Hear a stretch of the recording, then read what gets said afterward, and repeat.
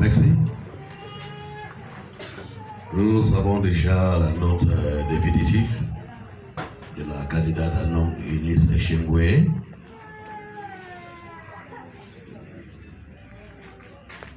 Le jury a noté cette candidate avec une note tellement très bien, mais pas excellente. Elle a 16 sur 20.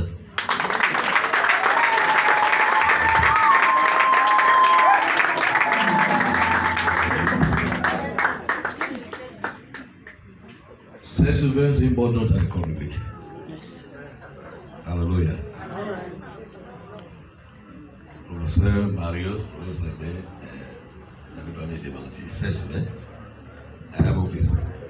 Voilà. Ça a bien trouvé. Merci. Membre du jury, nous continuons avec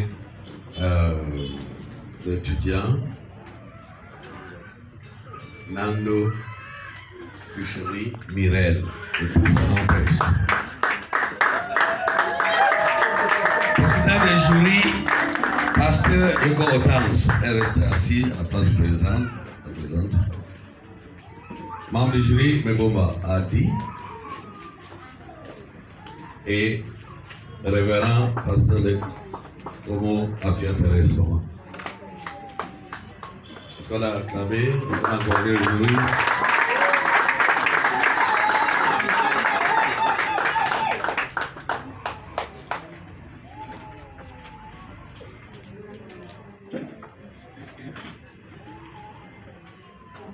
Nous rappelons que la salle doit être silencieuse.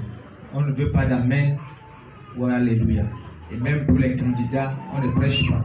On ne dit pas amen, alléluia. Donc la salle reste silencieuse. Micro.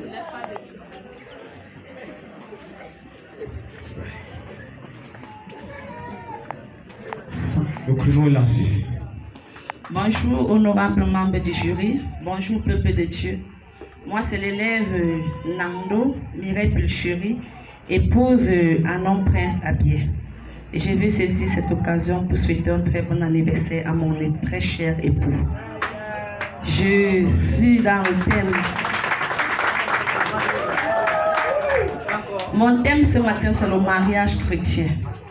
Je dédie ce livre à tous les couples chrétiens qui veulent vraiment bâtir un foyer solide et heureux en Jésus-Christ. Je remercie le Seigneur en tant que potier d'avoir fait de moi un vase dans sa maison. Je le suis redevable. Je remercie également mon apôtre qui a cru en moi. Il a vu l'appel de Dieu. Je remercie ma famille qui est là, mes frères et sœurs. Et je remercie également mes enfants. Amen. Sans oublier mon peuple, l'Assemblée de Yaoundé. Je vous remercie. J'ai choisi ce thème, le mariage chrétien, parce que c'est une institution de Dieu qui est mal compris. Les hommes de Dieu, les serviteurs de Dieu, enfants de Dieu, se marient et après ils divorcent. Et pourtant, le mariage, c'est un foyer solide. Et nous savons en général que si un couple ne met pas Dieu au centre de leur mariage, cela sera vraiment en danger et attaqué. Et si un mariage n'est pas vraiment solide, l'œuvre de Dieu également, l'Église souffre. Et comme définition sur le mariage, je dirais que le mariage représente la relation entre Jésus et l'Église. Je dirais également que le mariage est un don divinement sacré. C'est l'union de deux personnes, l'homme et la femme, qui forment une même chair. Dieu qui vous a unis ne vous décevra jamais. Et Dieu également, lorsque Dieu a pris la côte de l'homme pour former la femme, jamais la Bible n'a mentionné que cette côte a été remplacée. Ce qui veut dire que ce que l'homme cherche, il la trouve en la femme. C'est ça un peu qui est comme la définition du mariage. Et je dirais dans le premier chapitre, parce que mon thème a 4 chapitres. Comme premier chapitre, c'est la définition du mariage. Et le deuxième chapitre, c'est le rôle de l'homme dans le foyer. Ici, précisément, je vais un peu décrire et je vais un peu montrer les points pour un bon époux. parce que nous avons des époux qui ne sont pas bons. Ça, nous parlons des mariages chrétiens. Donc, nous parlons des bons maris dans le foyer. Jésus est l'époux parfait et le mari est le chef de la femme, comme Christ est le chef de l'Église qui est son corps et donc est le sauveur. Alors dans le mariage chrétien, l'homme doit être un modèle et un bon mari qui a des devoirs et des responsabilités à remplir. Comme responsabilité et devoir, ici je vais mentionner un peu quelques caractères d'un bon mari afin que nous les épouses, nous soyons heureuses et épanouies dans le foyer. Un bon mari donne le temps à sa femme parce que Jésus qui s'appelle Emmanuel, Dieu est avec nous. Un bon mari est fidèle, il ne trompe pas sa femme, il ne couche pas avec une autre, il n'ajoute pas une deuxième, une troisième épouse. Un bon mari n'injurie pas sa femme, même si celle-ci a des défauts. Mais celui-ci élève son épouse par ses paroles. Un bon mari est propre, il veille sur tout son corps. Un bon mari aide sa femme à éduquer les enfants parce que la femme ne doit pas éduquer seule. Un bon mari doit aider sa femme à éduquer les enfants. Un bon mari ne surmène pas sa femme. Il cherche toujours le bonheur de sa femme. Il est bien rangé, il n'est pas désordonné. Et un bon mari, comme je disais, est romantique. Devant des milliers de femmes, l'homme doit savoir toujours apprécier sa femme au quotidien. Il faut toujours dire à sa femme, je t'aime, tu es belle, tu es bien habillée, cette coiffure te va bien. Cela est vraiment nécessaire pour nous les femmes. Nous aimerons vraiment nous sentir aimés, sentir appréciés par nos époux. Un bon mari est un modèle, un exemple à suivre. Jésus-Christ est le modèle parfait. Être chef dans une maison n'est pas seulement avoir une grosse voix ou donner des ordres, mais c'est être également influent positivement. Un bon mari est courtois. Un bon mari est celui qui rassemble. Un bon mari est prêt même à donner sa vie pour son épouse. Parce que Jésus dit, je suis le bon berger, et le bon berger donne sa vie pour ses brebis. Donc un bon mari doit être celui-là qui protège son épouse. Il est un protecteur. Il peut même aller jusqu'à être prêt à mourir pour son épouse. Parce que Jésus-Christ est mort pour l'Église et nous formons le corps du Christ. En conclusion, je dirais donc que la Bible nous dit le corps de l'homme appartient à sa femme. L'homme en aucune manière ne doit refuser son corps à sa femme. Quand je parle du corps, je parle du sexe, nous comprenons tous. Car le succès de ton foyer dépend de toi. Et la Bible nous dit, Marie, aimez vos femmes, comme Christ a aimé l'Église et s'est livré à lui-même. Et s'est livré, et s'est livré pour elle.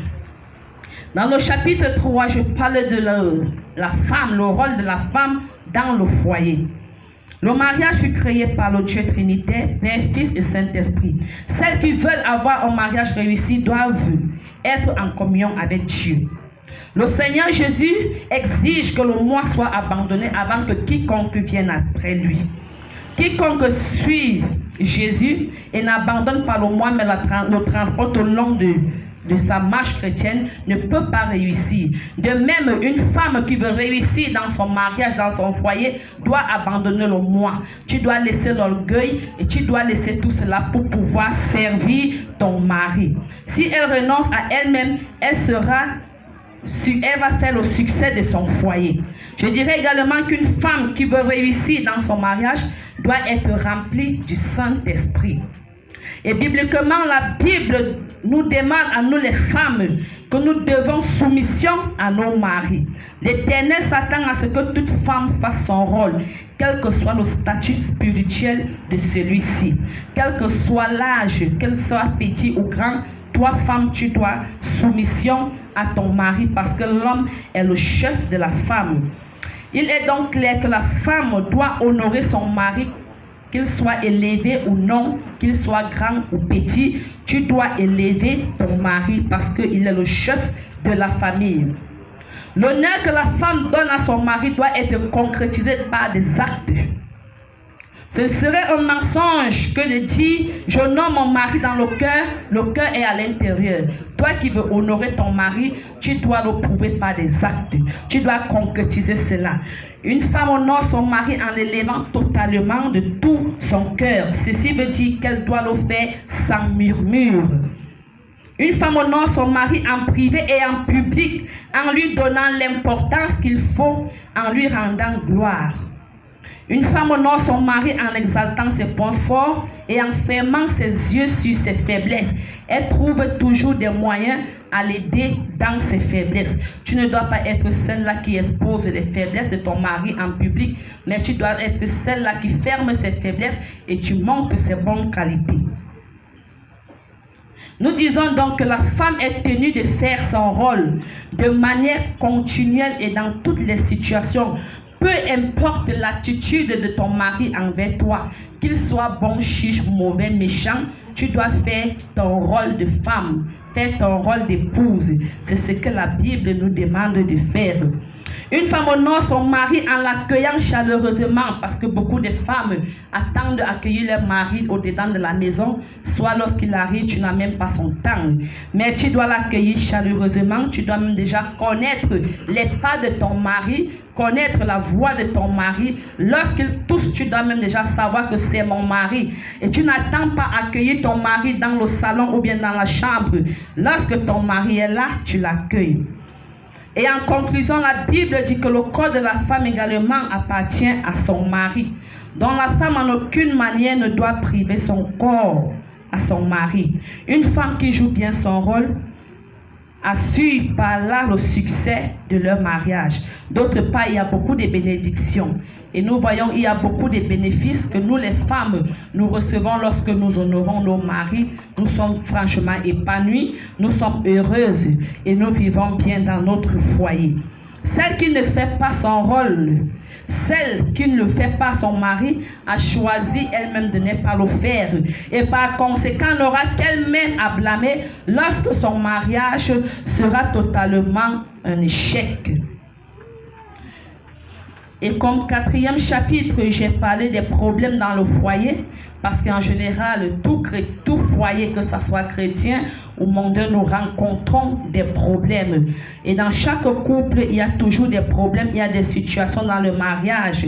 Mais nous devons savoir que cela ne signifie pas que s'il y a un problème, c'est la femme ou c'est l'homme qui est possédé. Personne n'est possédé, parce que la Bible nous dit que le diable rôde comme un lion, cherchant qui dévorer.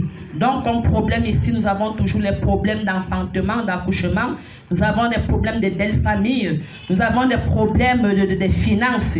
Donc, je dirais que si tu te maries et que ton épouse n'enfante pas, bien aimé, tu ne dois pas chasser ton épouse. Tu dois attendre le temps de Dieu. Si elle accouche peut-être seulement des filles, tu ne dois pas exiger de garçons. Parce que c'est l'homme, c'est Dieu qui donne les enfants. Ce n'est pas la femme qui donne les enfants. Et en ce qui concerne les finances, la Bible a dit l'homme quittera son père et sa mère, s'attachera à sa femme. Donc ça veut dire que tous font une seule et même chair. Ça veut dire qu'on a un même porte-monnaie. Le porte-monnaie de l'homme, c'est le porte-monnaie de la femme. Le porte-monnaie de la femme, c'est pour l'homme. Donc l'argent, il faut la transparence dans les finances. Et en ce qui concerne la belle famille, je dirais que les deux partenaires, homme comme femme, nous devons aimer chacun sa belle famille. Et la belle famille également ne doit pas s'interférer dans le problème de leurs enfants. Il ne doit pas faire des partis pris. Vous êtes là pour conseiller vos enfants. Et en conclusion, donc, je dirais que le foyer chrétien vraiment est l'une des meilleures des choses. Amen. Amen. Le foyer chrétien, lorsque toi, femme, lorsque toi, homme, le mariage chrétien est le mariage qu'on peut avoir, le meilleur mariage qu'on peut avoir sur terre, parce que Jésus-Christ est au centre. Si chaque partenaire, le mari et la femme sont en Christ, et si les deux sont chacun unis à Jésus, le mariage va réussir, parce qu'il y a l'amour, le pardon réciproque qui sont les clés et qui règnent. Ce qui veut dire que le mariage réussira. Que Dieu vous bénisse.